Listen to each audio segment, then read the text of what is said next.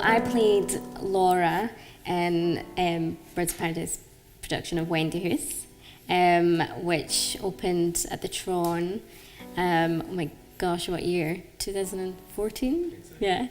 It seems so long ago now. And then it ran for a long time, like 2 years. On and off, I was still at drama school at the time, for a large part of it.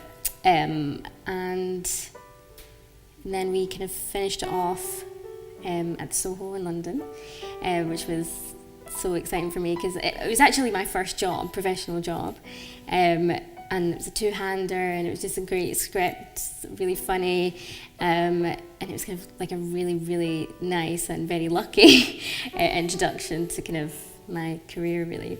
I think it hugely impacted it. I mean, Birds of Paradise are really kind of well respected kind of in the industry, especially in Scotland anyway, and it definitely led to other work. I then went on to work for Graeae, who's a similar kind of theatre company, and I certainly wouldn't have got that if they hadn't seen me in Wendy Hoose. And I think it just kind of gave me a good kind of foundation of how to work. So it kind of gave me the confidence to then go on, and obviously leaving drama school with a credit like that, with those theatres, was like invaluable. It kind of really stands you up from everyone else. Going into it, I was really nervous, and obviously the play being kind of what it was, quite sexy, and like I was just kind of nervous to be. Nobody knew who I was to go in and do that, but because of who Robert is, and together with Johnny McKnight, who wrote the play, they're just so funny together and really relaxed, and they really, really know what they're doing and are so experienced that it makes you feel relaxed.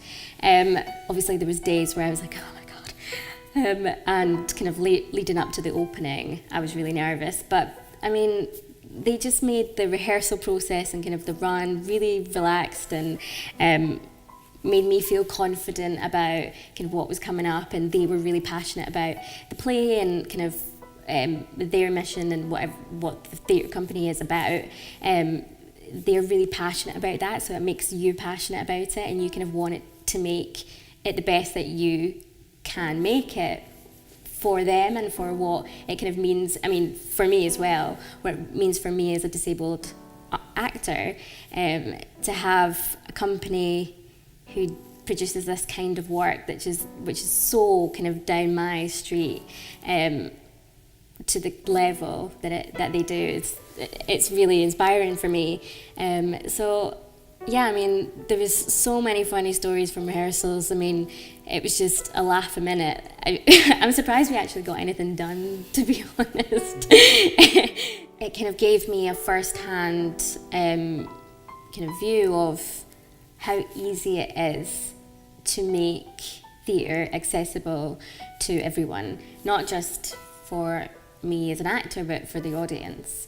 And not so much how easy it is to incorporate it into any kind of show, if you have the want to do that and the kind of creative mind to think up these things. So definitely, and when I now go and see theatre that doesn't have it in it, that still has that Wednesday matinee with a signer, it makes me kind of angry, because I'm like, well, look what this company are doing, and other companies like it, who I now know of because of this particular company. If they can do it, because it's not, I mean, they're not on a huge budget, it's not a massive kind of national theatre type thing, and they can still do it. So it kind of just makes me go, oh. And also kind of still, as an actor, being seen for parts that are just totally written because they need to have that kind of diverse character in there, or the character is just written as a disabled character and there's nothing really particularly exciting about it. But this company are telling stories that are interesting, that people want to know, that can be funny, that can be sexy, that can be interesting and not PC in the slightest, and people love it. Why can't other people do that more often? I do think we're going in the right direction, but I think it just needs to happen a bit more. It's still important to see new ways of telling these stories and what we can say and what we can't say, because I think that's the thing with Wendy Hoose, was people came and for the first kind of half they were like kind of watching through their fingers kind of thing, and didn't know when they could laugh, and then by the end they were like, oh my god, it's so kind of refreshing to see that and to be able to laugh at that, and I think that's what Birds of Paradise do really well, is they can laugh at themselves and they can laugh at awkward situations. So I do think it's still really important that they continue on, because people need that kind of refresher every now and again, especially if we're still kind of working towards where we want to be.